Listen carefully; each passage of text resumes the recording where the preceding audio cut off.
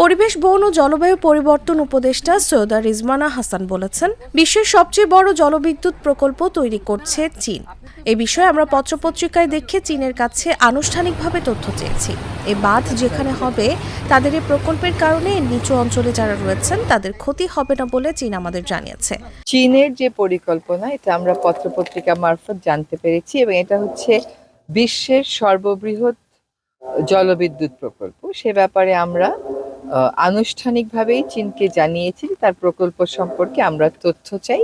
সে প্রেক্ষিতে চীন যেটা আমাদেরকে বলেছে যে লোয়ার রাইপেরিয়ান দেশগুলোর ক্ষতি হবে না তাদের এই প্রকল্পের কারণে। তারপরেও আমাদের পানি সম্পদ মন্ত্রণালয় থেকে আনুষ্ঠানিকভাবে আমরা পররাষ্ট্র মন্ত্রণালয়কে বলেছি, পররাষ্ট্র মন্ত্রণালয় যেন তাদের কাছ থেকে আনুষ্ঠানিকভাবে তথ্য উপাত্তগুলো চায়।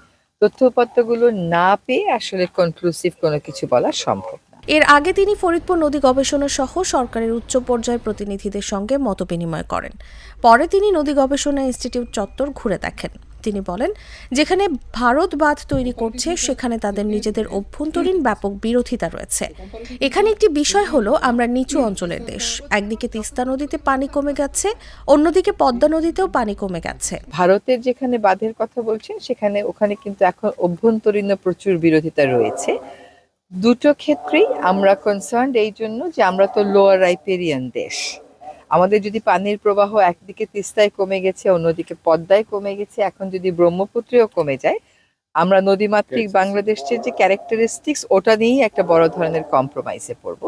কাজে উভয় দেশের কাছ থেকেই আমরা তথ্য, একটা চাওয়ার প্রক্রিয়া শুরু হয়ে গেছে, আরেকটা তথ্য চাইবো এবং আমাদের স্বার্থকে অক্ষুণ্ণ রেখে যেন তারা কাজ করেন সেটা নিশ্চিত করার চেষ্টা করব।